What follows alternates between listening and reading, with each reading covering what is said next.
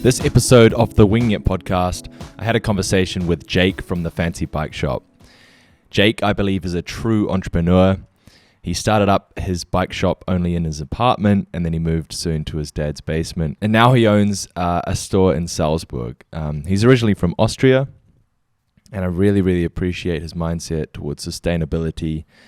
He essentially takes old bikes with his team, and they make new ones. They make fancy bikes out of them, essentially. So it was awesome chatting with him. I hope you enjoy the podcast. Also, check out his Instagram at Fanzy Bikes with a Z, Fancy with a Z, and go and see him. Go and see his store because he's really got something awesome going on. Just Google Fanzy Bikes and you'll find it. Cheers, guys. Woohoo! Oh yeah.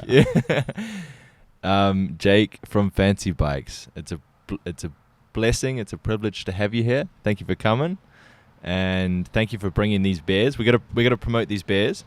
Yeah. So what are this is a Hofbrauhaus. You gotta say it. You're better. Der Hofbräuhaus Traunstein, das Helle. Danke an diese Brauerei for the great beer, and thanks to Felix Bacher especially for making this connection possible. He might listen to this. It's a tasty beer. I loved it. Yeah, I love it as well. Very enjoyable. Yeah, thanks for having me. Blessing, mate. Yeah, it's awesome. This is my first podcast. I'm getting nervous. I'm a bit nervous.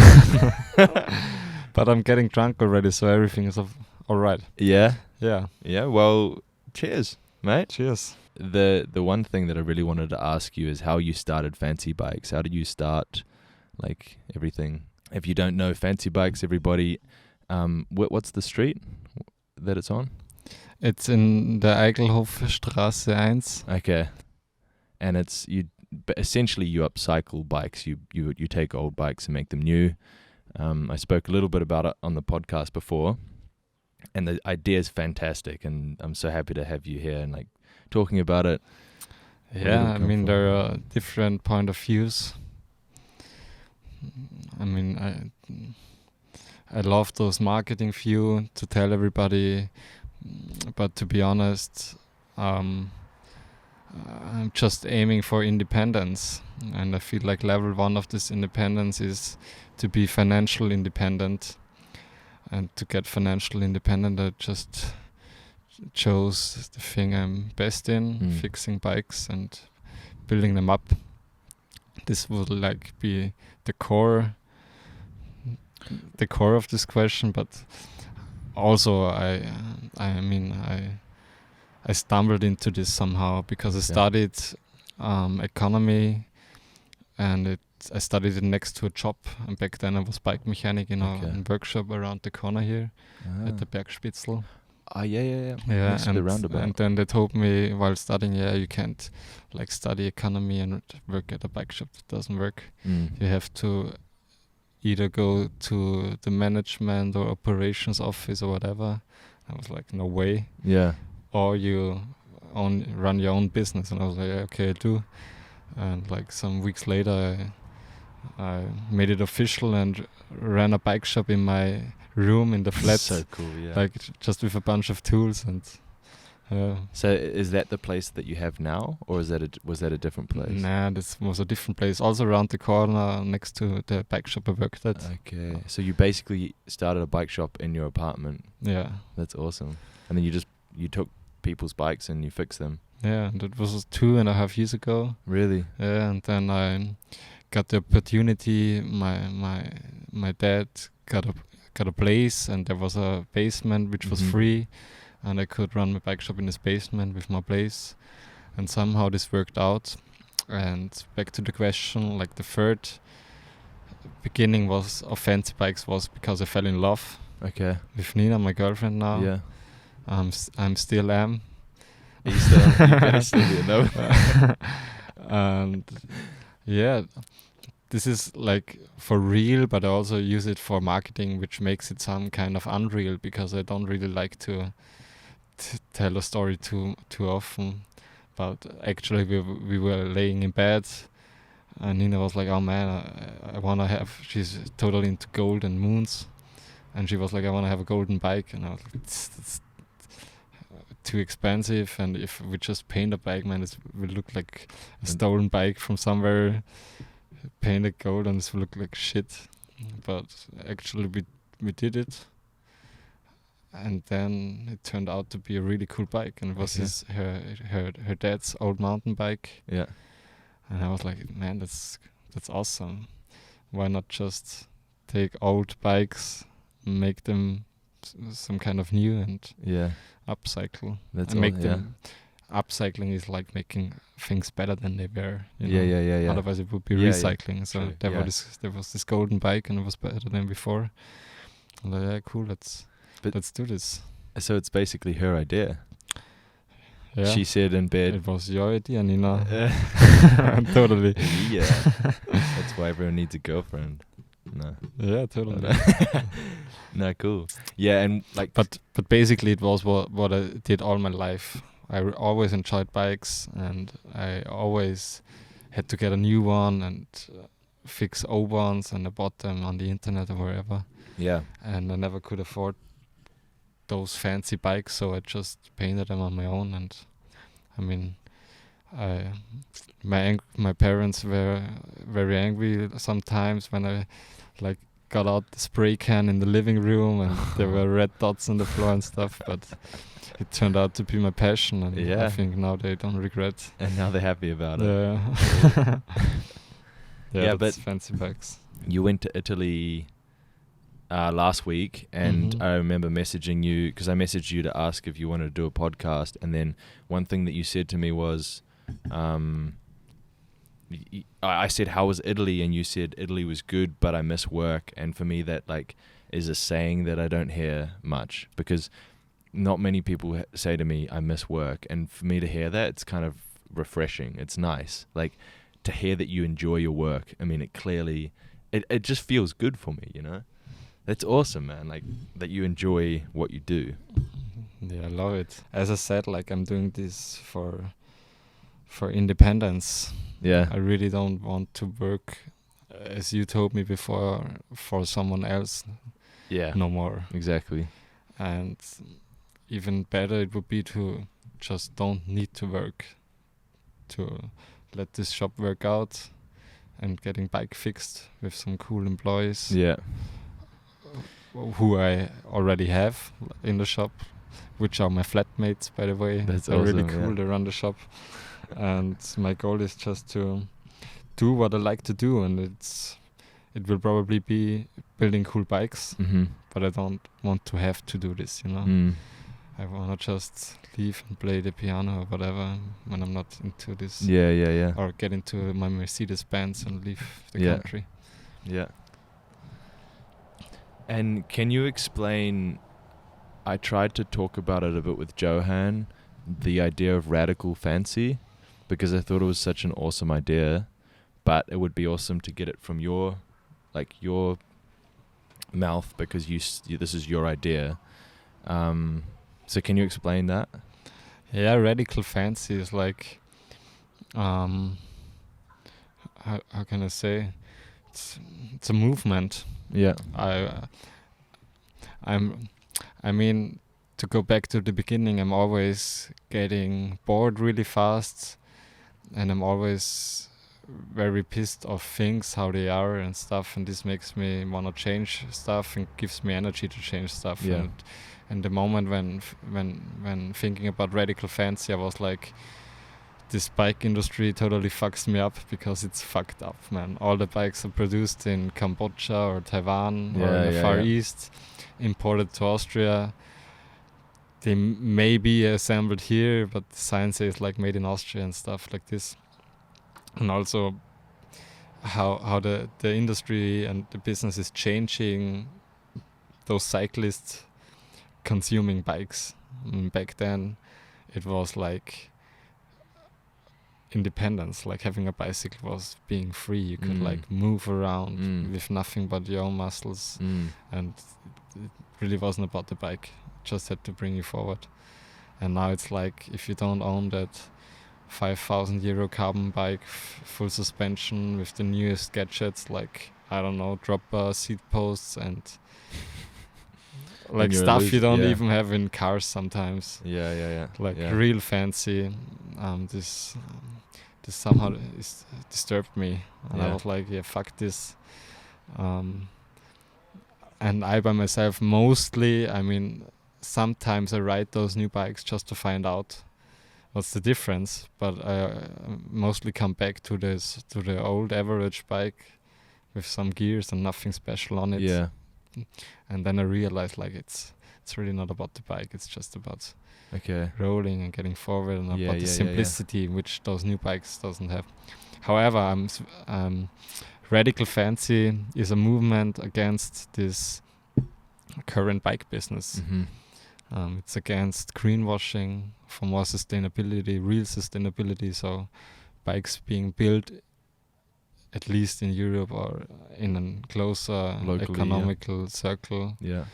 It's about not selling stuff which won't last long. Like, in my opinion, those carbon bikes being produced now and those e-bikes being produced now, they won't they probably won't be able to work that well in 10 years, because maybe the carbon isn't stiff enough, and people are like, this might break, and if carbon breaks, it breaks hard, so you crash.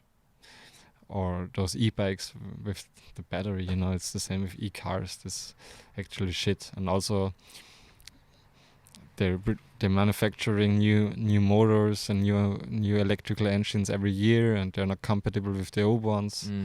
And basically it's a lot of trash being produced and sold very expensive right now.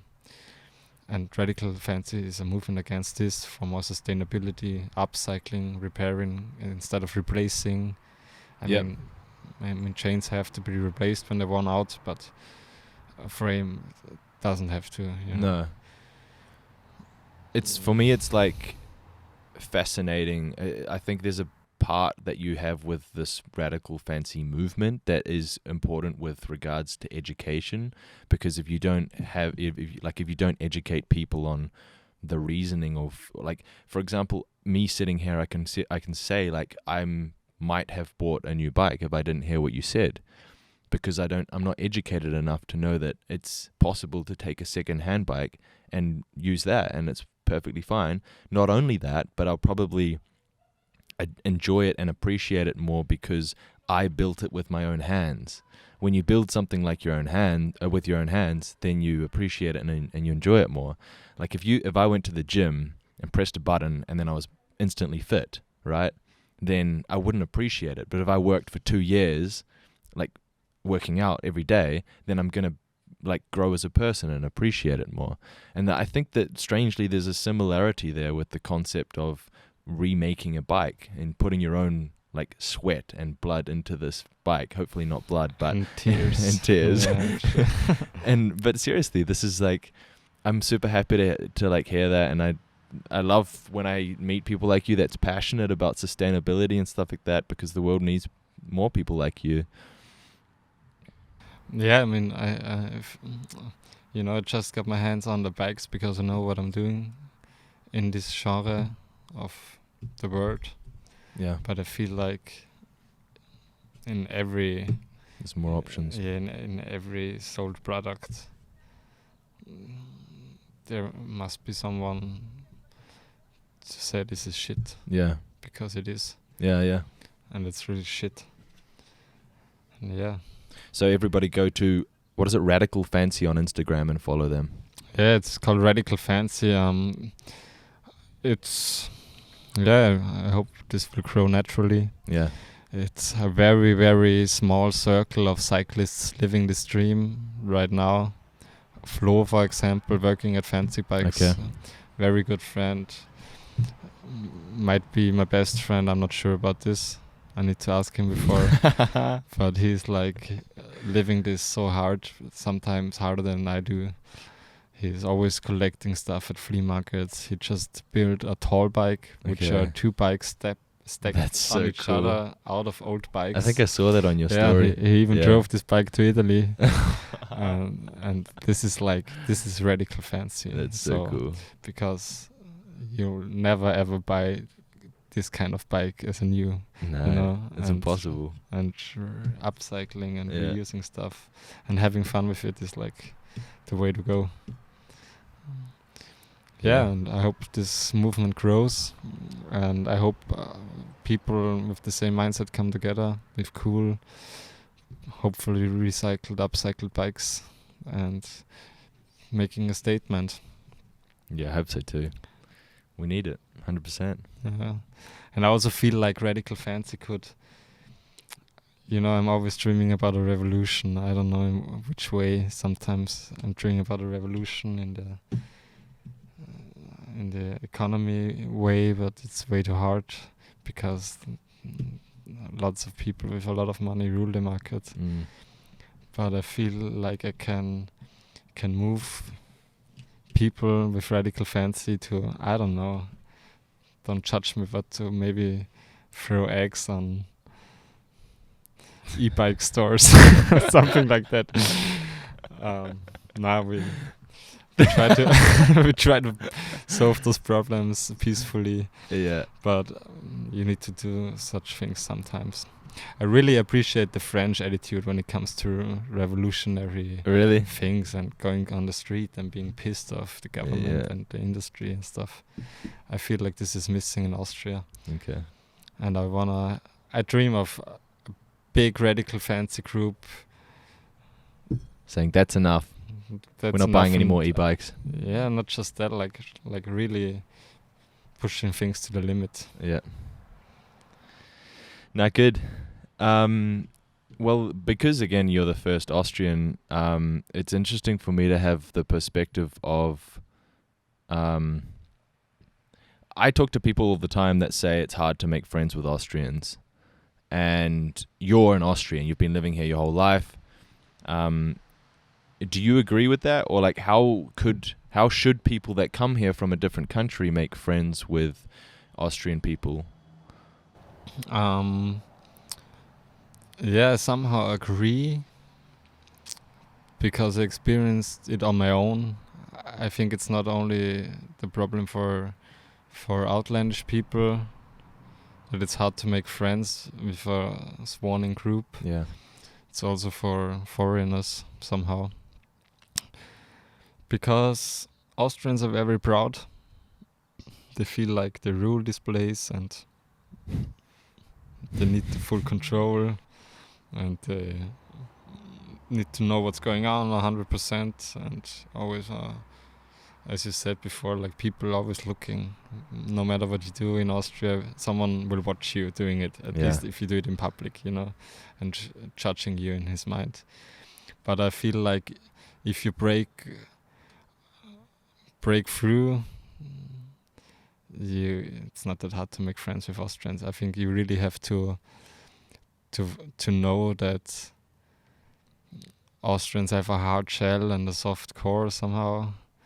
And if you break that hard shell with some bad jokes, or even if you like drink enough beers, drink enough beers and tell those Austrian group, you bunch of Austrian guys, you suck, man. So, and this is the way you might get into conversation. and then they're gonna listen to you. Yeah, or you tell them like, what the fuck are you even doing in this country? So you're feeling like the king on the throne, but well, this tiny little shit country, I'm coming from New Zealand, we're a whole island. And then people will like, oh, yeah, you're from New Zealand, oh, that's cool. Yeah, but also like I find that the people that are like angry and negative are always louder than like there are people like you, right? And clearly you made friends with a Swedish guy, you know? So yeah, because I know the Austrian girlfriend, ex-girlfriend. Very well. But still, I mean, you guys were like best friend, like very close friends. So like you're probably easier to make. You're more open to like that. I also have to ask John about this best friend thing and talked. And then we come back. Need to get together with Flo and John. But like I love you both. And Yeah, but so I find that some people are negative or harder to be friends with, and those ones are like for example, what I'm trying to say is, if I go to a store and try and talk to someone and they yell at me and get angry, then I probably won't talk to anyone else because I'm too scared now. Yeah, And I think that happens sometimes. Yeah, I think to break through, you have to yell back. Yeah. And that's the point where you can communicate with those kind of Austrians. Like this famous Wiener Schmäh is basically just being angry all the time, but with this little hope of my life is quite okay and it's just a joke. You're not always sure about this, but being angry and putting it out and just being honest. I think this is honesty, being angry. Yeah, true. Yeah. You can get back. I mean, I'm not sure about this, but I feel like Austrians, at least I am, and my friend circle is not that much into this friend making, small talk stuff. Yeah. Just enter hard or quit. So, I also I read somewhere that Austrians don't like small talk because it seems fake. Yeah, and it's also a waste of time, to be honest. Yeah, you told me today that you try and make your phone calls 1 minute. Yeah. Which is actually kind of cool because if it's work related, you don't want to be spending too much time on the phone. That's wasting my time. I hate wasting my time, and I really get angry if someone is wasting my time. You're one of these angry Austrians that would yell at me if I make friends with you. No, I probably would be very not saying anything and just judging you like from my scope of point of view, like, oh, okay, who's this guy? But if you break through, I'll talk to you. If I yell at you, then you'll yeah. Then that's I think it's to cover this up. I think it's really hard to make friends with Austrians as well. Yeah. But it's possible. Yeah, totally. So, as you're a professional biker, mm-hmm. I would say, because I think that you are, I don't know if you are, but I think you are, where should someone go for an amazing bike tour? Go to Fanzy Bikes and have a beer and bring your guitar and jam with me. Okay, all right. It's a great bike ride, wherever you're living. Yeah. And then you can bike to Fancy Bikes, and then what do? You show up with your guitar and you play piano, right? Yeah, you can also bring your drum set. Yeah. Or whatever instrument you play. But please don't bring your kazoo because it's annoying. What's a kazoo? You don't know the kazoo? It's No. this little tiny thing you can like blow in. It's like beep, beep, beep, beep, beep, beep. It's like Is the it like a instrument everybody Veronica? can play. Veronica. No. I mean, with the harmonica you can make different sounds, but the kazoo is just like annoying. One noise. It's an annoying little thing. Don't bring a kazoo, or I kick you out of my shop. You sound quite mean. You're like telling people to, like, every reason to kick them out. Yeah. You're supposed to be telling people to come and that they're welcome.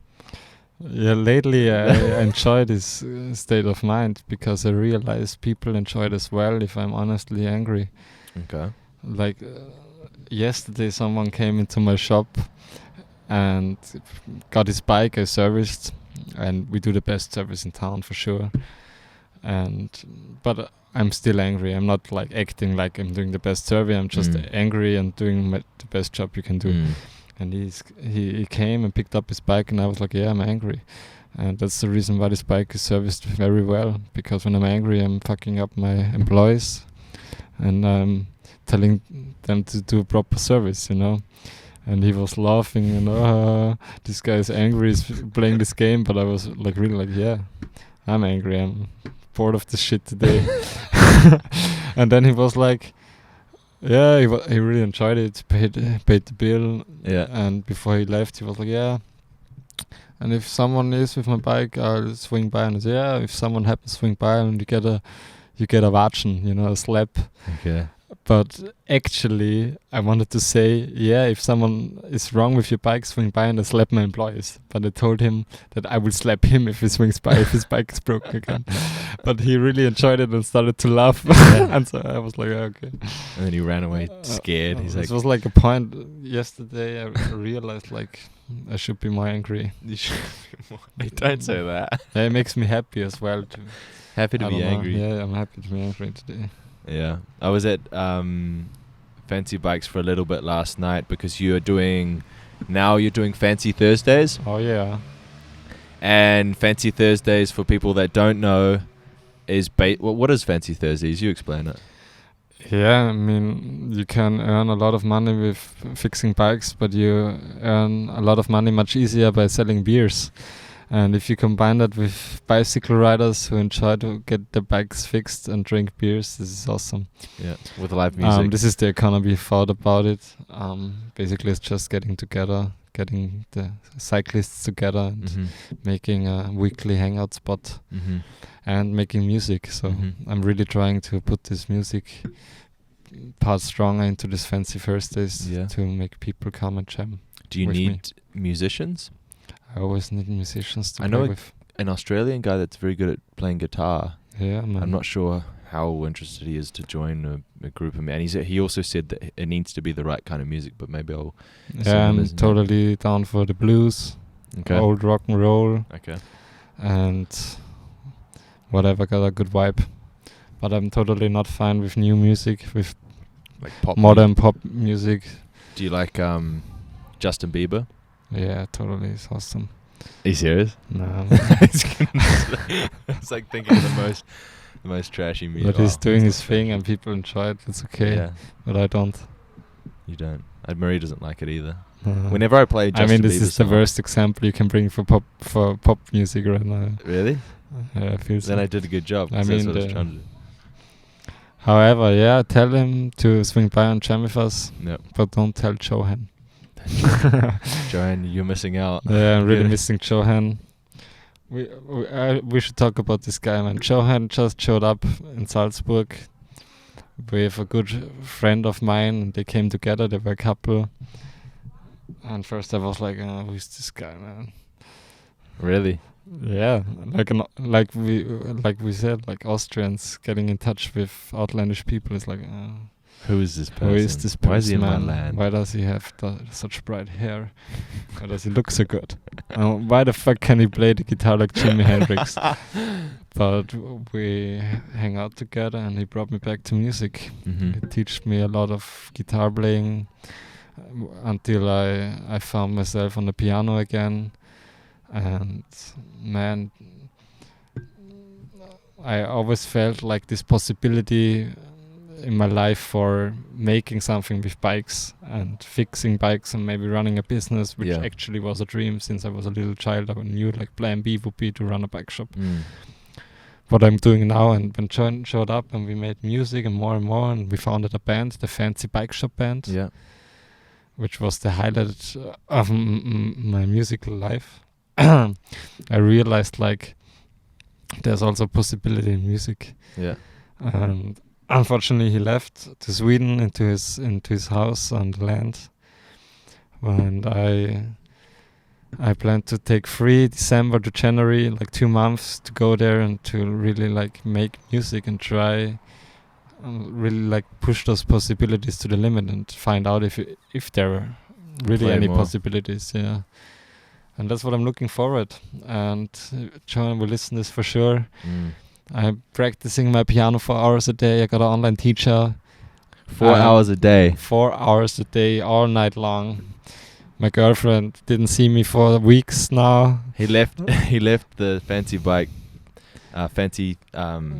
Thursdays last night to say he went to walk his dog, but he was actually just going home to play piano. And that's weird because in the shop I also played piano. But I felt like I need to play my organ.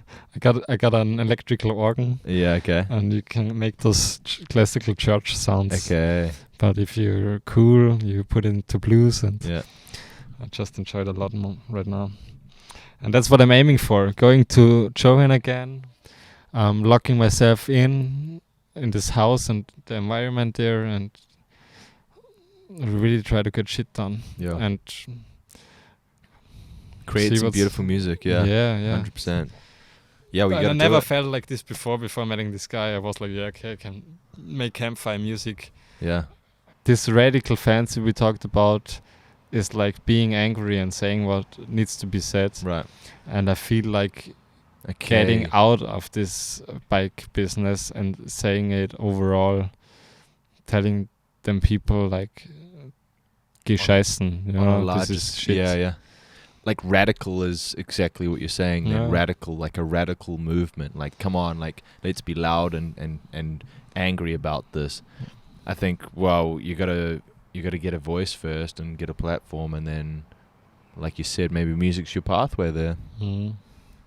I like it. I like the idea. I like the passion towards sustainability and trying to make the world a better place. Yeah, and if you do it with Herzblut, with heart blood, you will achieve things. Yeah. And you will as well. Totally, so. man. I hope so, brother. But we can't talk too long, so I've got to wrap it up. Cool. So I you just had to say this Johan thing because I really miss this guy, and now he's listening to your podcast because it's great. And I'm looking forward to go to Sweden in December. But don't release this podcast before I ask my girlfriend to leave for 2 months. I didn't talk to her yet. Oh no, okay, then I have to But check I with will you. do tomorrow. And Johan, prepare yourself, get the studio set up, and buy a lot of weed and beer, so we can make music. No, sounds good. Then wrapping up, everybody needs to go to Instagram, Fancy Bikes, with a Z. Fancy with a Z. That's the good point. And follow him, check his stuff out, and go see his store. He sounds like an absolute mean person, from what he said, I think, but he's really nice. And I'm honest. And he's honest. So go check him out, guys. You got to go buy a bike there. Marie's gonna potentially buy a bike from you. So, but anyway, thank you, brother. Johnny, thanks for having me. I loved it. And if this podcast is getting very famous, I want you to invite me again, because then I'm being angry again for you. Absolutely. Dude, it's all I want. I just want you to be angry. Yeah, thank you. I really also enjoyed talking to this microphone. Okay, cheers, everybody. Cheers. Good night.